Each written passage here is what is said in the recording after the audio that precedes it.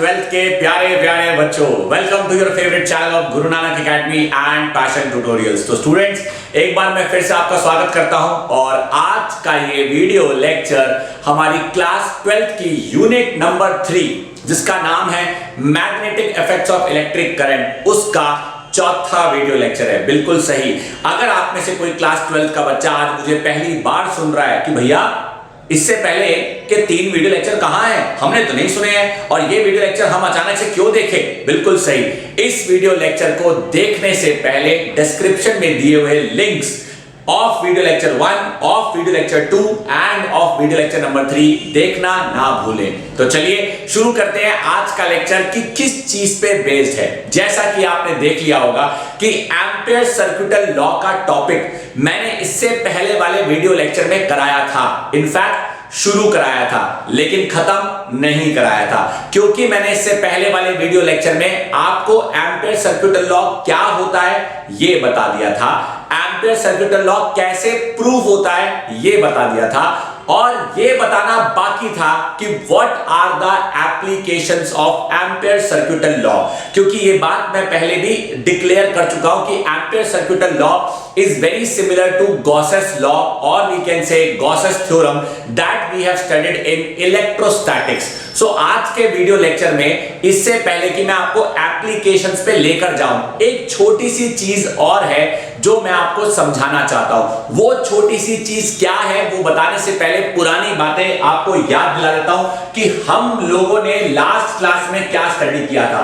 जब मैंने आपको एम्पियर सर्किटल लॉ का टॉपिक शुरू कराया था, जब मैंने आपको एम्पियर सर्किटल लॉ का टॉपिक शुरू कराया था तो मैंने आपको यह बताया था according to Ampere circuital law the line integral of magnetic field over a close path, over a close circular path, याद करिएगा हमने कहा था close surface integration of magnetic field over a line element, यानी line integral of magnetic field over a close path is equal to mu naught times of आई।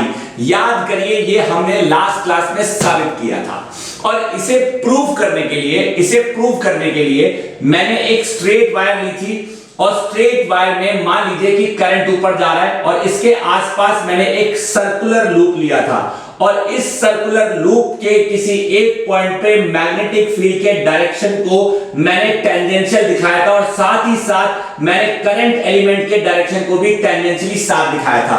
और क्योंकि यहां पे मेरे प्यारे प्यारे बच्चों, क्योंकि यहां पे b vector and DL vector are in same direction और इस पॉइंट P पे इस स्ट्रेट वायर में कैरी करने वाले करंट I के कारण R की दूरी पे पैदा होने वाली मैग्नेटिक फील्ड का फॉर्मूला था mu naught I upon 2 pi R। कुछ याद करिए, ये सारी बातें मैं आपको ऑलरेडी बता चुका हूं, ये हमने लास्ट क्लास में डिस्कस किया था। जब ये B की वैल्यू को close surface integration of B vector dot DL vector में पुट किया गया तो हमें मिला close surface integration of B vector dot DL vector is equal to BDL cos 0 degree.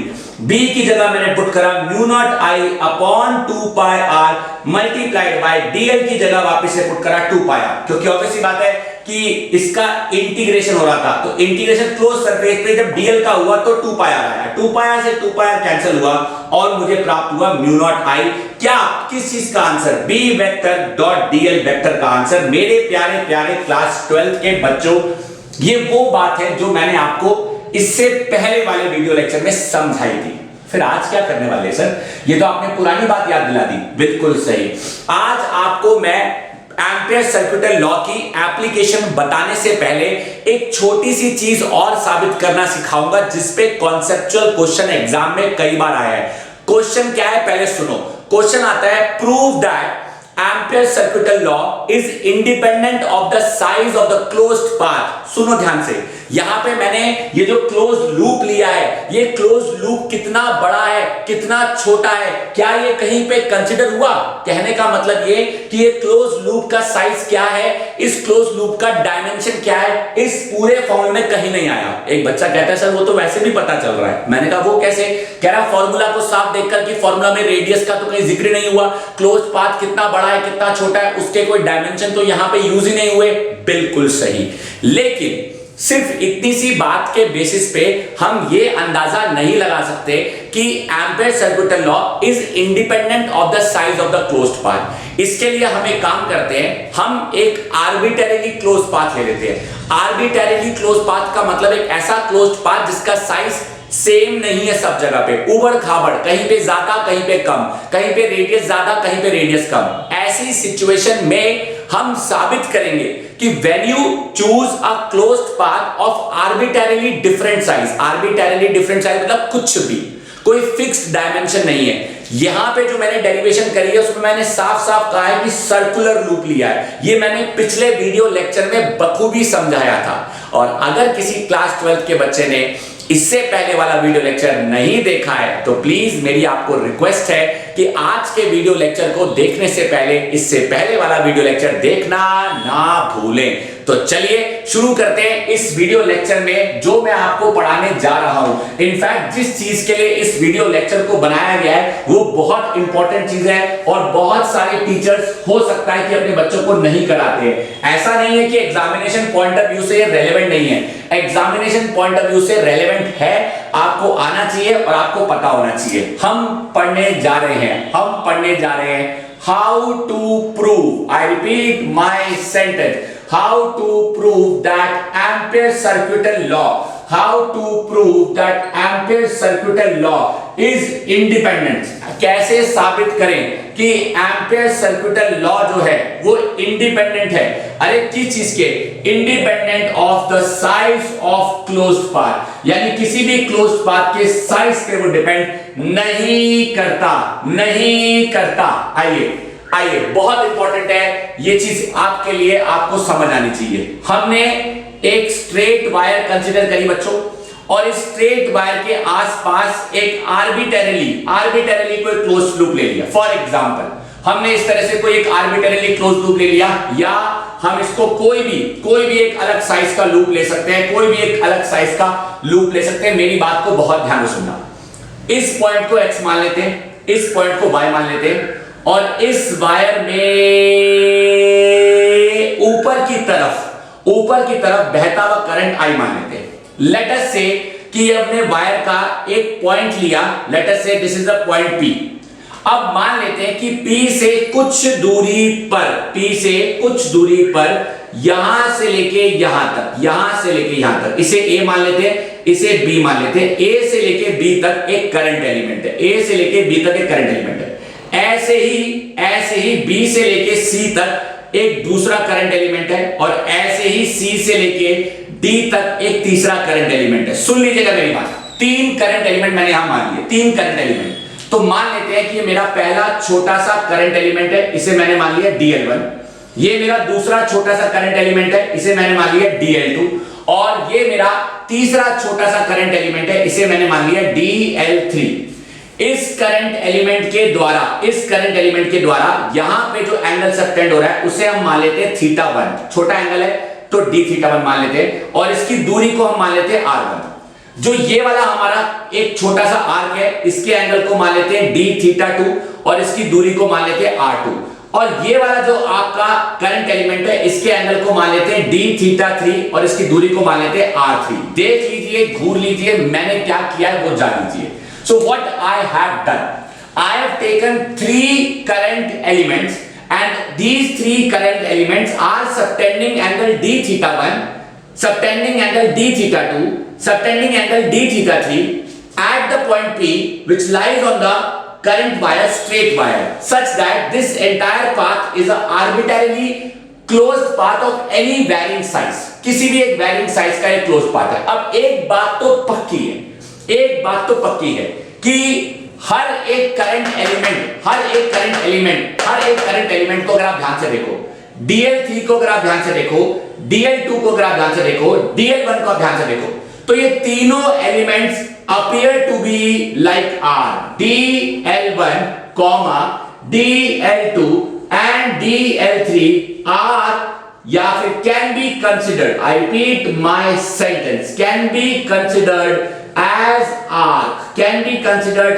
Arc of length DL1, DL2 and DL3। मतलब obviously बात है, DL1 length का एक आर्क है, हम सब जानते हैं, मैं यहां पे लिख रहा हूं, हम जानते हैं। एक बच्चा बोला क्या जानते हो कि L is equal to R theta होता है, तो therefore DL1 is equal to R1 D theta 1। Similarly मैं लिख सकता हूं DL2 is equal to R2 is equal to D theta 2। Similarly DL3 is equal to R3 into D theta 3। एक बच्चा बोला भाई इससे क्या होगा? पहले इतना देखो, आपको नजर आना चाहिए कि मैंने आपके सामने क्या किया है। मैंने आपके सामने तीन हिस्से लिए, एक DL1, एक DL2, एक DL3। अब इन तीनों पॉइंट्स पे अगर मुझे मैग्नेटिक फील्ड निकालनी हो, फॉर एग्जांपल मैं यहां लिख सकता हूं late B1, B2 and B3 be the magnetic field at the location, यानी जिस जगह पे करंट एलिमेंट्स है, at the location of these current elements, therefore we may write, हम लिख सकते हैं that B1 is equal to mu naught I upon 2 pi R1। ये B1 की वैल्यू है। हम लिख सकते हैं B2 is equal to mu naught I upon 2 pi R2। हम लिख सकते हैं B3 is equal to mu naught I upon 2 pi R3। जरा एक बार देखो, जरा दो बार घूरो कि मैंने ऐसा जो लिखा वो सही लिखा है या गलत लिखा है। भाई गलत तो बिल्कुल नहीं है, क्योंकि मैंने हर बार R1, R2 और R3 की दूरी पर जो मैग्नेटिक फील्ड पैदा हो रही है, तो DL1 R1 की दूरी पर है, तो इस पॉइंट पे इसके कारण स्ट्रेट वायर के अंदर बहने वाले I के कारण R1 की दूरी पे पैदा होने वाली मैग्नेटिक फील्ड ये। तो मेरी बात सुनो भाई, DL1 जो होता है वो किसी भी पॉइंट पे टेंजेंट ही तो होता है एक तरह से, DL2 जो होता है वो किसी भी पॉइंट पे टेंजेंट ही तो होता है एक तरह से, DL3 जो होता है वो टेंजेंट ही तो होता है। अब इन्हीं पॉइंट पे अगर इस वायर की वजह से मैग्नेटिक फील्ड के डायरेक्शन निकाले होते, तो यही डायरेक्शन होता मैग्नेटिक फील्ड B1 का, यही डायरेक्शन होता मैग्नेटिक फील्ड B2 का, और यही डायरेक्शन होता मैग्नेटिक फील्ड B3 का। Just have a look, B1 and DL1 acting in the same direction, B2 and DL2 acting in the same direction, B3 and DL3 acting in the same direction। तो इसका क्या मतलब है? इससे क्या मतलब निकलता है और हम क्या लिख सकते हैं? आओ हम लिख सकते हैं यूजिंग एम्पियर सर्क्यूटल लॉ। ये देखो जरा जो मैं लिख रहा हूं, using ampere circuital law, close surface integration of B vector dot DL vector will give me closed surface integration of B vector dot DL1 vector plus integration of B vector dot DL2 vector, इसे B2 बनाते हैं, इसे B1 plus integration of B3 vector dot DL3 vector and dot BN vector dot DLN vector। एक बार देखो मैंने क्या किया है, मैंने कुछ नया नहीं किया, मैंने सिर्फ इस पूरे आर्बिटरी क्लोज्ड पाथ पे मैग्नेटिक फील्ड नेट निकालने की कोशिश करी है। तो मैंने आर्बिटरी क्लोज्ड पाथ पे सिर्फ 3 एलिमेंट्स कंसीडर करे बच्चों। अगर ये 3 एलिमेंट्स की जगह मैं ऐसे बहुत सारे एलिमेंट्स लेता, तो भैया सारे एलिमेंट्स की टोटल मैग्नेटिक फील्ड तो ऐसे ही निकलती। भाई इस एलिमेंट पे निकलने वाली मैग्नेटिक फील्ड एज पर Ampere circuital law B vector dot DL vector होगी। इस एलिमेंट पे निकलने वाली मैग्नेटिक फील्ड एज पर Ampere circuital law B vector dot DL vector होगी। तो भैया ऐसे इस पूरे आर्बिटरी क्लोज्ड पाथ पे टोटल मैग्नेटिक फील्ड कैसे निकलेगी? Like this. यानी इस एक्सप्रेशन को हम n टाइम्स तक ले जा सकते हैं। अब अगर इस एक्सप्रेशन को n टाइम तक ले जाया जा सकता है। तो थोड़ी सी जगह यहां बना लेते हैं ताकि हमें चीजें समझ आए। मैंने जो ये बात लिखी थी, ये बात मैं ऑलरेडी कंसीडर कर चुका हूं that dl1 dl2 and dl3 are considered as arc. अगर ये आर्क है तो हम जानते हैं कि dl1 r1 d थीटा हो गया, तो dl2 will be equal to r2 d theta 2 and dl3 will be equal to r3 d theta 3। तो therefore हम यहां पे लिखेंगे मेरे प्यारे प्यारे बच्चों, therefore closed surface integration of b vector dot dl vector is equal to closed surface integration of bl vector dot dl vector 1 plus closed surface integration of b vector dot dl vector 2 plus closed surface integration of b3 vector dot dl3 vector dot integration of bn vector dot dln vector। एक बात देखो, दो बार घूरो, है मन में कोई सवाल तो आप मुझसे पूछो। This is something very very very important my dear class 12th के बच्चों। अब क्योंकि हर एक पॉइंट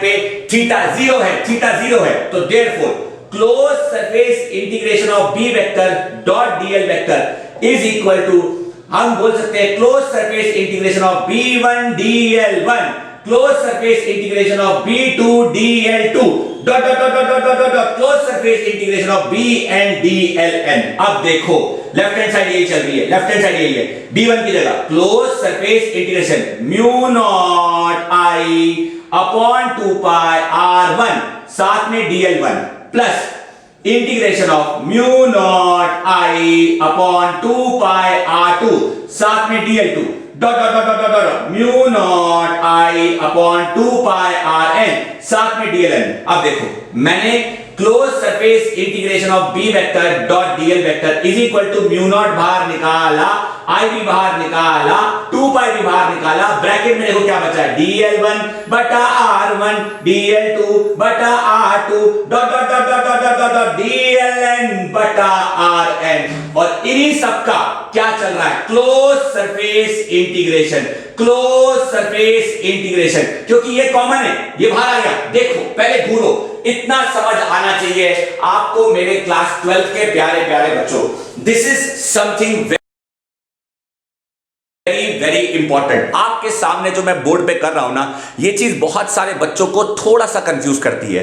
अल्टीमेटली हम क्या कर रहे हैं अभी एक सेकंड के अंदर आपको पता चल जाएगा, क्योंकि अगर आप नोटिस करो dl बटा r1 क्या चीज है, dl बटा r1 क्या होगा d थीटा 1, dl2 बटा r2 क्या होगा d थीटा 2, dl3 बटा r3 क्या होगा d थीटा 3। तो देखो मेरे प्यारे प्यारे बच्चों, close surface integration of b vector dot dl vector is equal to mu not i upon 2 pi integration of bracket में d theta 1 d theta 2 d theta 3 dot d theta n। देखो पहले देखो d थीटा 1 कौन है, ये d theta 2 कौन है, ये d थीटा 3 कौन है, ये। अब करते अगर मैं पूरा घुमाता हूं तो मुझे क्या मिलता है 2 पाई।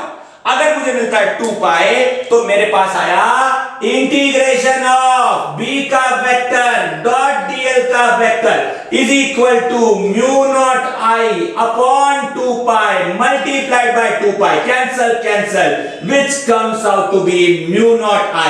देखो मैं कहता हूं कि घूरो, आ जाए मन में कोई सवाल तो मैं कहता हूं कि आप मुझसे पूछो कि मैंने है क्या बोर्ड पे किया, क्या आपको समझ में आया मेरे प्यारे प्यारे क्लास 12th के बच्चों। अब बहुत सारे बच्चे कहते हैं कि भाई समझ तो आया लेकिन फिर भी एक बार और समझा दो। अरे मैंने कब कहा कि मैं आपको एक बार और नहीं समझाऊंगा, तो सुनो, हम कर रहे हैं कि we have to prove that Ampere's circuital law is independent of the size of a closed path। यानी कोई भी closed path अगर हमारे पास है, वो closed path बड़ा है, छोटा है, सिमेट्रिकल है या अनसिमेट्रिकल है, इस बात से फर्क पड़ेगा या नहीं पड़ेगा ये साबित करना है। मैं कह रहा हूं कि क्लोज्ड पाथ कैसा भी हो, बड़ा छोटा सिमेट्रिकल, उसके साइज पे एम्पेयर सर्कुलर लॉ डिपेंड नहीं करता। प्रूव करने के लिए हमने एक स्ट्रेट वायर ली। पहले थ्योरी सुनो, अगर आप मेरी थ्योरी सुनकर कहीं लिख भी लोगे ना तो फायदे में रहोगे।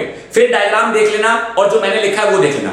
Late us consider a straight wire X Y such that it carries a current I. Let us draw a imaginary closed path, not circular path, closed path of arbitrary size. On that closed path, let us consider three current elements dl1, dl2 and dl3 such that each current element subtends a small angle d theta 1, d theta 2 and d theta 3 at the point P which lies on the wire. As we can see from the figure that each current element is behaving like a arc and each current element is at some duri from the point P on the wire. Because each current element is behaving like a arc, हम जानते हैं कि theta L is equal to r theta होता है। अगर L is equal to r theta होता है तो L क्या है? Current element. थीटा क्या है? उसके द्वारा सबटेंड किए जाने वाला एंगल, और r क्या होता है? रेडियस। तो पहले करंट एलिमेंट का रेडियस और पहले करंट एलिमेंट का एंगल। तो dl1 is equal to r1 d theta 1, dl2 is equal to r2 d theta 2, dl3 is equal to r3 d theta 3। अब हर एक करंट एलिमेंट के कारण नहीं बोल रहे, क्योंकि मैग्नेटिक फील्ड वायर के कारण आ रही है। तो करंट एलिमेंट एक्चुअली में उस आर्बिट्रेरी क्लोज्ड पाथ का एक लाइन वेक्टर है जिसके अक्रॉस हम पूरी वायर पे इंटीग्रल करते हैं, क्योंकि एम्पीयर सर्किट लॉ यही कहता है line integral of the magnetic field. तो हमने छोटे लाइन कंपोनेंट्स चूज किए हैं और हर लाइन कंपोनेंट पे इसके कारण पैदा होने वाली मैग्नेटिक फील्ड कुछ तो होगी। तो मान लो पहले लाइन कंपोनेंट पे मैग्नेटिक फील्ड B1 है, दूसरे लाइन कंपोनेंट पे मैग्नेटिक फील्ड B2 है, तीसरे लाइन कंपोनेंट पे मैग्नेटिक फील्ड B3 है। पहले कंपोनेंट की दूरी फ्रॉम द वायर R1 है, दूसरे कंपोनेंट की दूरी फ्रॉम द वायर R2 है, तीसरे कंपोनेंट की दूरी फ्रॉम द वायर R3 है। तो पहले कंपोनेंट की magnetic field mu naught I by 2 pi R1। बात समझ आ रही है? दूसरे कंपोनेंट की magnetic field mu naught I by 2 pi R2, तीसरे कंपोनेंट की magnetic field mu naught I upon 2 pi R3। अब ऐसे करते पूरी वायर पे बहुत सारे कंपोनेंट्स हो सकते हैं। अब मुझे अगर सबकी निकालनी है तो सबकी मैग्नेटिक फील्ड निकालने के लिए मैं एम्पीयर सर्किट लॉ लगा सकता हूं, क्योंकि एम्पीयर सर्किट लॉ ने कहा है the line integral of a magnetic field over a closed path is equal to mu not time the total current through that path. बात समझ आ गई ना? तो वही लगाया। कैसे लगाया देखो, यूजिंग एम्पीयर सर्किट लॉ हम लिख सकते हैं close surface integration of B total dl is equal to पहला वाला B1 dl1 प्लस दूसरा वाला B2 dl2 प्लस तीसरा वाला B3 dl3 करते करते कहां तक? लास्ट तक। जब लास्ट तक पहुंचे तो इस एक्सप्रेशन को मैंने यहां दोबारा लिखा। अब आप देख रहे हैं कि सब में से मैंने B1 B2 B3 B4 B1 B2 B3 B4 dot dot dot Bn की वैल्यू पुट करनी शुरू करी, जो कि यहां और यहां निकाली। क्योंकि म्यू नॉट I और 2 पाई R में से mu naught I upon 2 pi constant है, तो म्यू नॉट I अपॉन 2 पाई बाहर आया और ये वाला हिस्सा देखो, ये मिटाया और फिर से बनाया क्लोज सरफेस इंटीग्रेशन। किस चीज का? dl1 by r1, dl2 by r2, dl1 rn by rn, सबका। अब dl by r1 क्या चीज है? dl by r1 क्या चीज है? d theta 1। dl2 by r2 क्या चीज है? d theta 2। dl3 by r3 क्या चीज है? d theta 3। यानी ये एंगल प्लस ये एंगल प्लस ये एंगल करते पूरा एंगल। तो कोई भी क्लोज्ड पाथ होगा तो उसका total angle at the centre तो 360 डिग्री बनेगा, यस और नो? क्योंकि वो क्लोज है।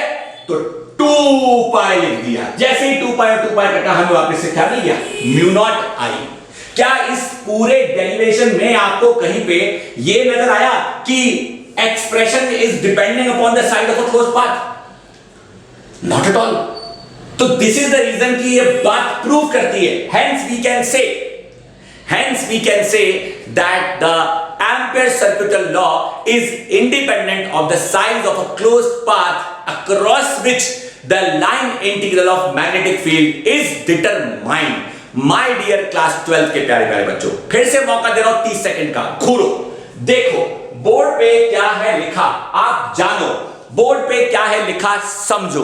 ये पूरी डेरिवेशन ही इतनी इंपॉर्टेंट है कि बोर्ड में इसका क्वेश्चन कैसे ना कैसे करके आ ही जाता है। अब सवाल ये आता है, सर यहां से साफ साफ पता चल गया कि जो एम्पीयर सर्किटल लॉ है वो पूरी तरह से इंडिपेंडेंट है size of the closed path के, इसलिए इस डेरिवेशन को हम ये भी कहते हैं proof of Ampere circuital law using any arbitrarily closed path. इससे पहले हमने किया था proof of Ampere circuital law using a circular closed path, लेकिन आज हमने किया है proof of Ampere circuital law using arbitrarily closed path. My dear class 12th के प्यारे प्यारे बच्चों, अब सवाल ये आता है कि सर और इससे हमें क्या सीखना है? बहुत कुछ नहीं सीखना है, एक छोटी सी एक्स्ट्रा बात आपको और बता रहा हूं।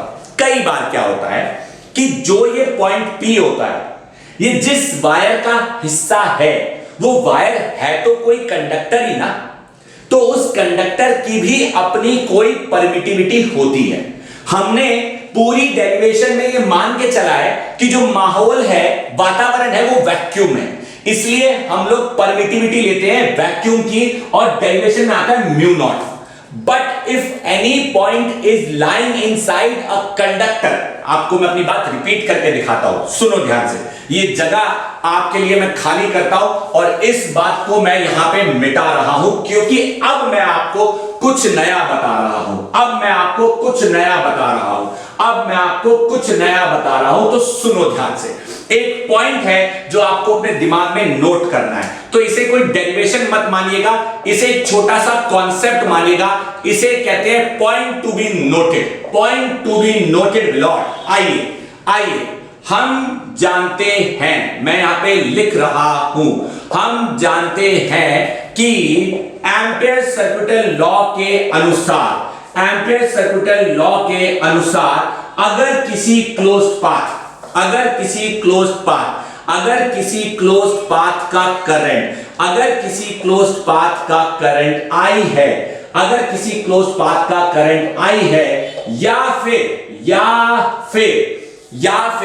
कोई कंडक्टर, या फिर कोई कंडक्टर के पास करंट आई है, कोई कंडक्टर के पास करंट आई है, देन उसके कारण आने वाली, उसके कारण पैदा होने वाली मैग्नेटिक फील्ड, पैदा होने वाली मैग्नेटिक फील्ड का लाइन इंटीग्रल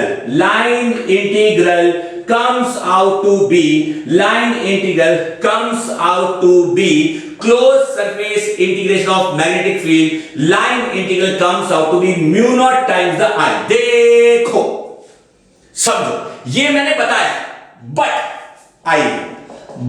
कभी कभी किसी कंडक्टर की खुद की भी परमिटिविटी होती है, किसी कंडक्टर की खुद की भी परमिटिविटी होती है, किसी कंडक्टर की खुद की भी परमिटिविटी होती है, किसी कंडक्टर की खुद की भी परमिटिविटी होती है। देयरफॉर जब ऐसा होगा, जब ऐसा होगा, तब we write that closed surface integration of B vector dot dl vector is equal to mu naught into mu r multiplied by I। Then we write closed surface integration of B vector dot dl vector is equal to mu naught into mu r into I। My dear class 12 के प्यारे प्यारे बच्चों, where mu r is the relative permittivity। Mu R क्या चीज है?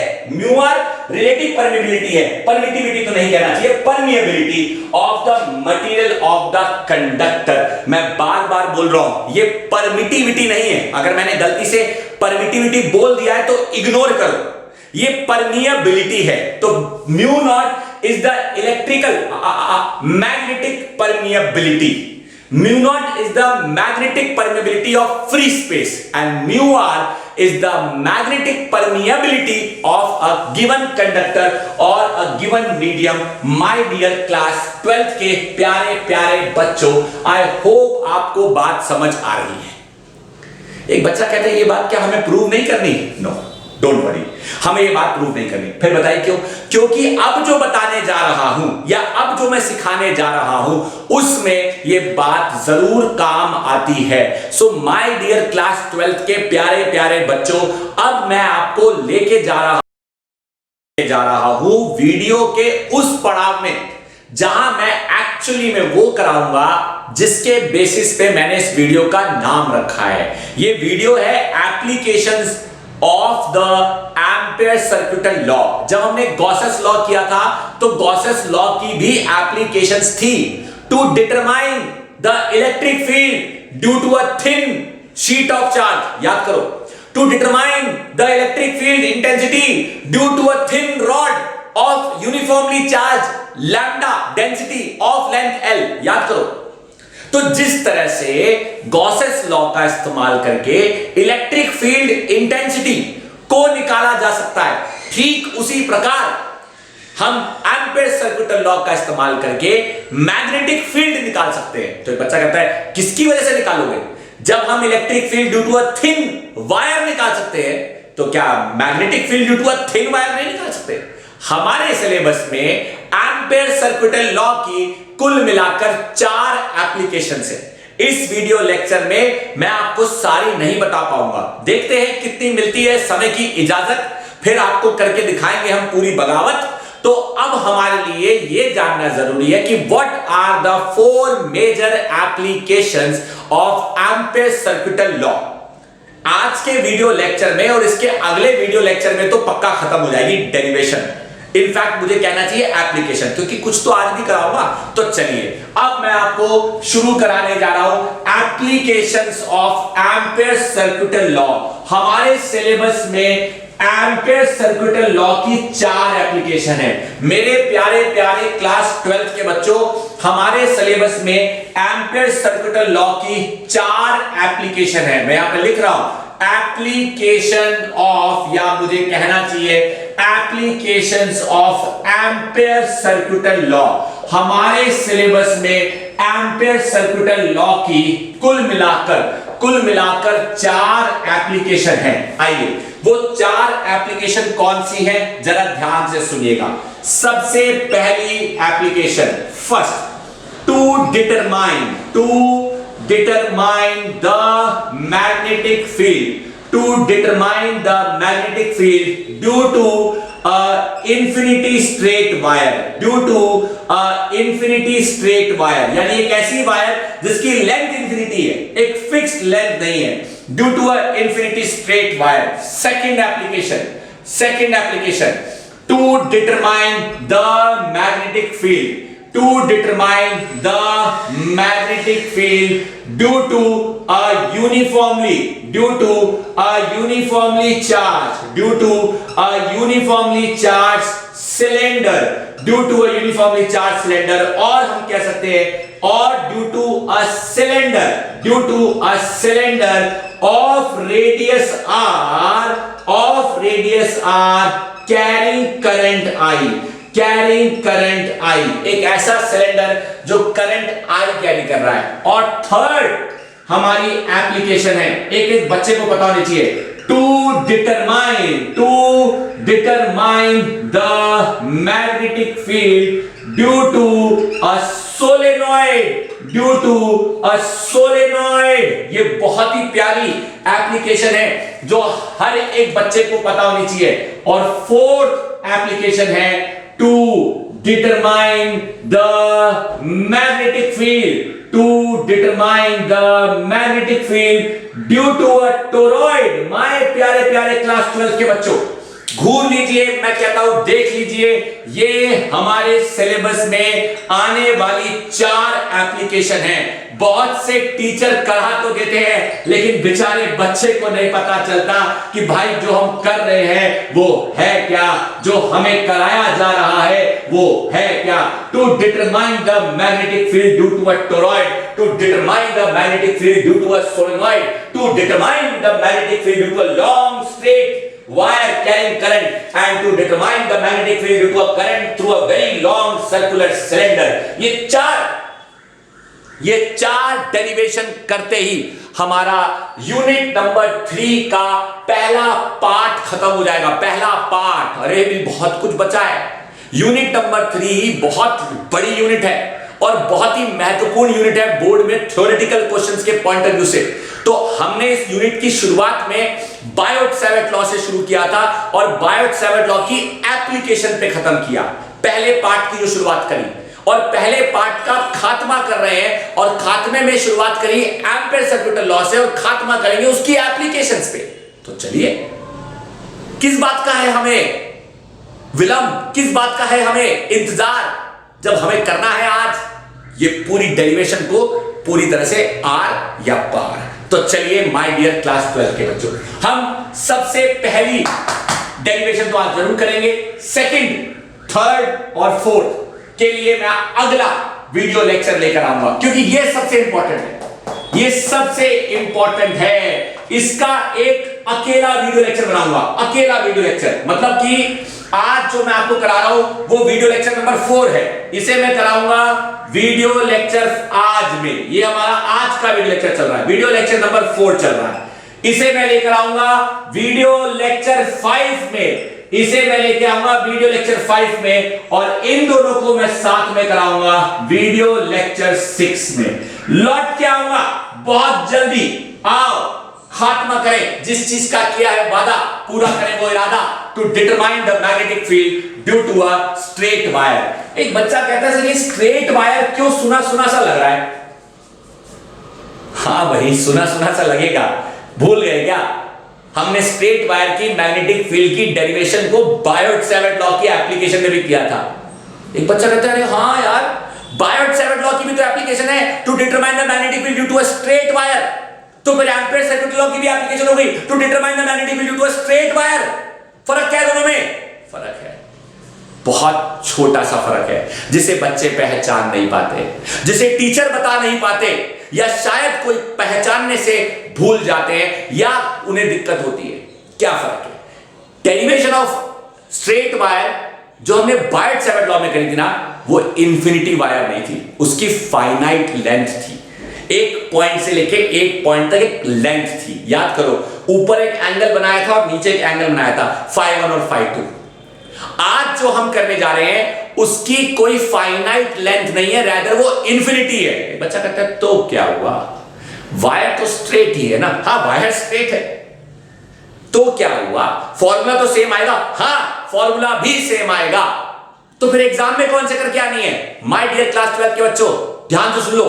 Exam में जब भी आपको डेरिवेशन आएगी, आपको डेरिवेशन कभी नहीं करनी एम्पेयर सर्किट लॉ से, तब तक के जब तक के क्वेश्चन खुद ना कहे।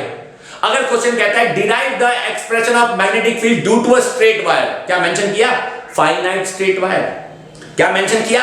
Infinite straight wire. बस बोल दिया स्ट्रेट वायर। अबे कौन सी स्ट्रेट वायर, किससे बताना है? बायोट-सैवर्ट लॉ से या एम्पेयर सर्किट लॉ से? सर ने तो दोनों से सिखाया है। एम्पेयर सर्किट लॉ से आप कभी नहीं करेंगे, एटलीस्ट तब तक तो बिल्कुल नहीं करेंगे जब तक क्वेश्चन खुद ना कहे। हमेशा बायोट-सैवर्ट लॉ से। वो अच्छी खासी डेरिवेशन है यार, ये छोटी सी है, देखो शुरू होती खत्म हो जाएगी। आओ आओ, ये देखो, ये देखो, मैं जो कराने जा रहा हूं पहली application of Ampere circuit law. सब लोग ध्यान देंगे, सबसे पहली application of Ampere circuit law, first application of Ampere circuital law, Ampere का सर्किटल लॉ और उसकी पहली एप्लीकेशन क्या है? पहली एप्लीकेशन है to derive the expression of magnetic field due to a infinitely long straight wire, एक long straight wire which is carrying current I। मेरे प्यारे प्यारे बच्चों तुम देख लो, आ जाए मन में कोई सवाल तो तुम पूछ लो। आओ ये देखो, let us consider, सुनना ध्यान से, let us consider a wire of infinity length। Let us consider a wire of infinity length carrying current I, carrying current I in the direction as shown in figure, as shown in figure। आओ जी figure बनाते हैं, यहां बनाते हैं। ये एक wire है और क्योंकि ये इंफिनिटी वायर है तो ये कहीं तक भी जाएगी और इस वायर में करंट फ्लो कर रहा है आई, इस वायर में करंट फ्लो कर रहा है आई। अब क्योंकि करंट फ्लो कर रहा है आई तो ऑब्वियस सी बात है कि इस वायर के आसपास एक मैग्नेटिक फील्ड का लूप बना देते हैं। यस और नो? सो हम कहेंगे the current I will give rise to circular magnetic field lines around it।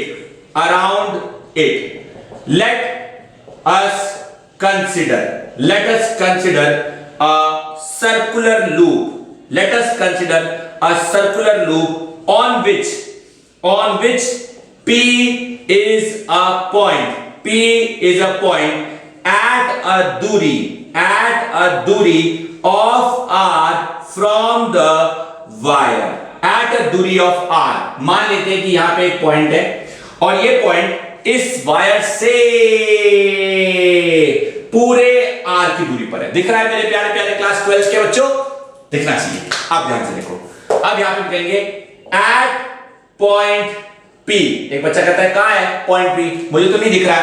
दिखेगा बेटा, सब दिखेगा। Point P, at point P अगर मैग्नेटिक फील्ड का डायरेक्शन बनाया जाए तो मैग्नेटिक फील्ड का डायरेक्शन B वेक्टर टेंजेंट होगा और इसी पे अगर करंट एलिमेंट बनाया जाए तो करंट एलिमेंट का डायरेक्शन भी सेम डायरेक्शन में होगा।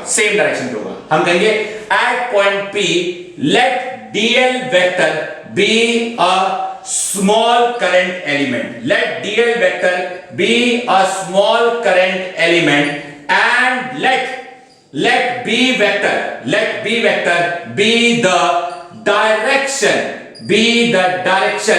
of tangential magnetic field from the figure। Master ji हम कह सकते हैं, मैं कह रहा हूं कह सकते हैं और कहने की क्या जरूरत है, और हम देख सकते हैं कि B vector and DL vector are acting in same direction, therefore पूरी वायर या पूरे लूप के कारण मैग्नेटिक फील्ड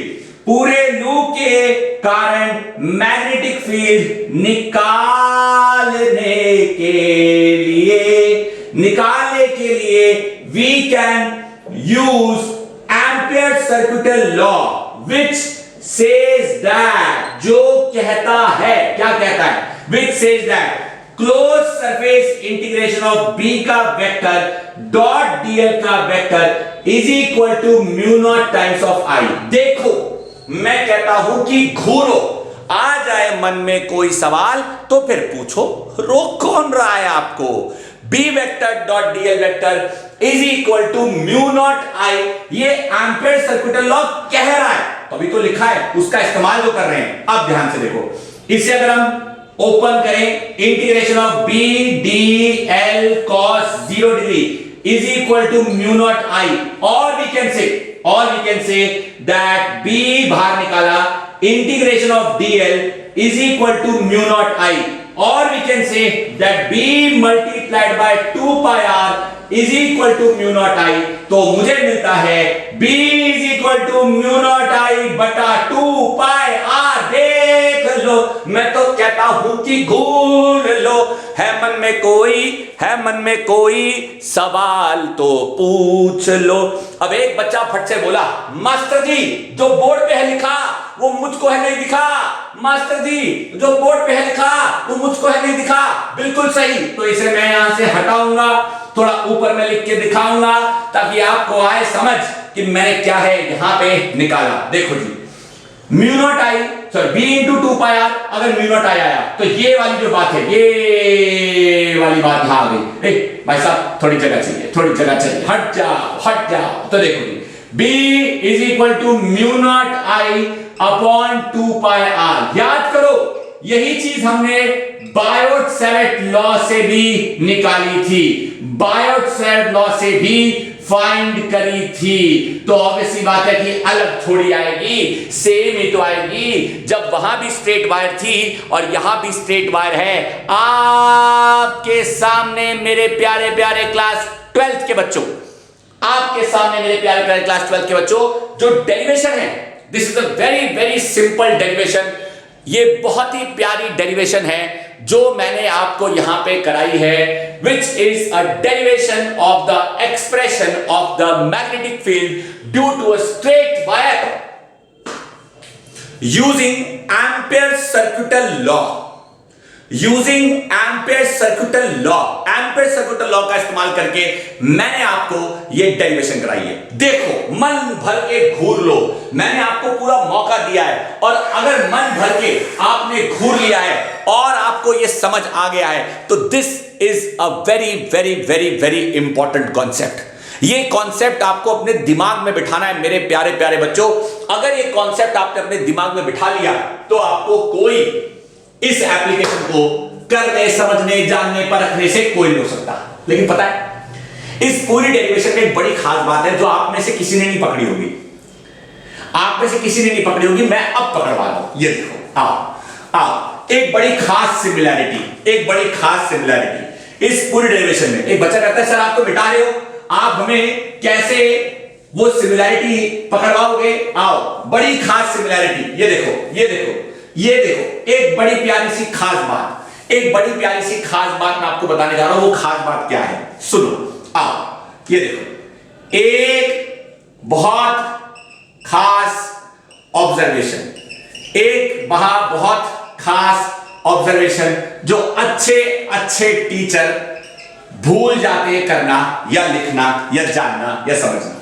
एक बहुत खास observation between ampere circuital law and उसकी पहली एप्लीकेशन। मैं जो आपको बता रहा हूं ये एम्पेयर सर्किटल लॉ और उसकी पहली एप्लीकेशन के बीच में एक बहुत खास ऑब्जर्वेशन है। क्या ऑब्जर्वेशन है, सुनो ध्यान से। ये देखो, मैं डेरिवेशन करके दिखा रहा हूं। एक बच्चा कहता है पूरी डेरिवेशन दोबारा, हाँ पूरी डेरिवेशन दोबारा, लेकिन इस बार थ्योरी नहीं लिखूंगा। जब एम्पेयर सर्किटल लॉ किया था तो स्ट्रेट वायर नहीं थी, जब पहली एप्लीकेशन करी तो भी स्ट्रेट वायर नहीं, हाँ ना। जब एम्पेयर सर्किटल लॉ कराना था तो इसमें भी करंट ऊपर जा रहा था, जब एप्लीकेशन कराई तो इसमें भी करंट ऊपर जा रहा था। जब एम्पेयर सर्किटल लॉ कराया तो इसका भी एक लूप बनाया, जब उसकी पहली एप्लीकेशन कराई तो उसका भी एक लूप बनाया। इसमें भी आर की दूरी पर एक पॉइंट लिया P, इसमें भी आर की दूरी पर एक पॉइंट लिया P। इसमें टेंजेंट लगाया B का वेक्टर और टेंजेंट लगाया DL का वेक्टर। इसमें भी टेंजेंट लगाया B का वेक्टर और टेंजेंट लगाया DL का वेक्टर। देखो भाई, नजर आना चाहिए, यहां भी यही डायग्राम था और यहां भी यही डायग्राम था, दोनों के डायग्राम बिल्कुल सेम है। अब शुरुआत कैसे हुई थी? जब हम ACL की डेरिवेशन कर रहे थे तो हम कह रहे थे कि पॉइंट P पे पैदा होने वाली मैग्नेटिक फील्ड की वैल्यू को, पॉइंट P पे पैदा होने वाली मैग्नेटिक फील्ड की वैल्यू को पूरे लूप पे इंटीग्रेट करे तो, पूरे लूप पे इंटीग्रेट करे तो देखो, करे तो इंटीग्रेशन ऑफ B का वेक्टर डॉट DL का वेक्टर इज इक्वल टू हमने b बाहर निकाला और इंटीग्रेशन किया था dl, क्योंकि b magnetic field straight wire के कारण यूज करी थी। यानी मैं बोल सकता हूं कि स्ट्रेट वायर की मैग्नेटिक फील्ड के एक्सप्रेशन को यूज करके हमने एम्पियर सर्किटल लॉ फाइंड किया है। देखो, आपको समझ आना चाहिए कि किया क्या है। तो हमने यहां पे लिखा mu not I upon 2 pi R integration of DL. So therefore integration of B का वेक्टर डॉट डीएल का vector is equal to mu not I upon 2 pi R into 2 pi R. Cancel, तब जाके आया mu not I. घूरो मेरे बच्चों, क्या बात आपको समझ में आई? देखो, बहुत छोटे से में करा दिया, बहुत छोटे से में। शुरुआत कहां से करी? यहां से, ACL से। खत्म कहां पे किया? तो शुरुआत कहां से करी? एक्सप्रेशन से। ACL से नहीं, ACL तो डिराइव किया, एक्सप्रेशन से। पहुंचा कहां पे? यहां पे। किसकी मदद से? स्ट्रेट वायर की मैग्नेटिक फील्ड की मदद से। अब वहां देखो क्या किया, वहां मैं लिखूंगा ये पहली एप्लीकेशन। हम यहां पे ACL के एक्सप्रेशन को यूज करके magnetic field due to straight wire को डिटरमाइन करेंगे। देखो जी कैसे करेंगे। Using Ampere circuital law, close surface integration of B vector dot DL vector is equal to mu not I. ये यहां पे निकाला है, वहां इस्तेमाल किया है। अरे वाह, क्या बात है। तो integration of B D L cos 0 is equal to mu not I. B बाहर निकाला, integration of DL is equal to mu naught I, or we can say b into 2 pi r is equal to mu naught I, or we can say b is equal to mu naught I upon 2 pi r। मेरे प्यारे बच्चों, देखो, घूरो, समझो, जानो, परखो। कोई बात नहीं समझ में आए तो मुझसे पूछो। ये बहुत प्यारा एक्सप्रेशन है, नीचे नजर नहीं आ रहा होगा इसलिए ऊपर लिख देता हूं। b is equal to mu naught I upon 2 pi r। देख लो, एक बार, 2 बार, 3 बार, कोई डाउट आए बच्चे ही भले ही आपको बार। देखो कितनी प्यारी सिमिलैरिटी है, ऐसा लग रहा है बिल्कुल सेम है। फर्क है, छोटा सा। स्ट्रेट वायर की फील्ड का इस्तेमाल किया और ACL निकाला, ACL का इस्तेमाल किया और स्ट्रेट वायर की फील्ड निकाली। तो एक बच्चा कहता है फर्क क्या है? रिवर्स, बिल्कुल से। आपसे ये कोई नहीं पूछने वाला, ये आपसे कोई नहीं पूछेगा, ये मैंने बताया है, मैंने आपको सिखाया। ये एग्जाम में कोई नहीं पूछता कि सिमिलैरिटी बताओ, ये कोई टॉपिक भी नहीं है, कहीं लिखा भी नहीं है, मेरी ऑब्जर्वेशन है यार, मैं आपके साथ शेयर कर रहा हूं। क्या एक टीचर अपने बच्चों के साथ एक खास ऑब्जर्वेशन शेयर नहीं कर सकता है ताकि उसके बच्चों को टॉपिक को समझने में कोई दिक्कत ना हो? बस यही किया और क्या। सो माय डियर क्लास 12 के प्यारे बच्चों, अगर ये आपने घूर लिया है, अगर ये आपने देख लिया है और अब तक की सारी बातों को समझ लिया है, तो मैं बताना चाहूंगा कि यहीं पे मैं इस वीडियो लेक्चर को रैप अप कर रहा हूं। लौट कर आऊंगा 2 वीडियो लेक्चर्स के साथ, एक जिसमें मैं typically derivation of the magnetic field due to a long cylinder carrying current I कराऊंगा, क्योंकि वो थोड़ी लंबी डेरिवेशन है, इसलिए पूरा वीडियो लेक्चर ही उसमें चला जाएगा। उसके बाद एक अलग से नया वीडियो लेक्चर लेके आऊंगा जिसमें सोलेनॉइड, सही सुन रहे, सोलेनॉइड और टोरॉइड कराऊंगा। तब तक के लिए दिल थाम के बैठो, समय बर्बाद ना करो। माय डियर क्लास 12 के प्यारे बच्चों, इस वीडियो लेक्चर को अपने दोस्तों के साथ शेयर करना ना भूलें और मेरे द्वारा प्रैक्टिस कराई गई डेरिवेशंस को खुद से कॉपी में प्रैक्टिस करना ना भूलें। Till then, do not waste your time, keep working hard, और हां, चैनल को सब्सक्राइब करना ना भूलें, वीडियो को शेयर करना ना भूलें। आपने जो अपना कीमती वक्त दिया उसके लिए आपका शुक्रिया। Thank you.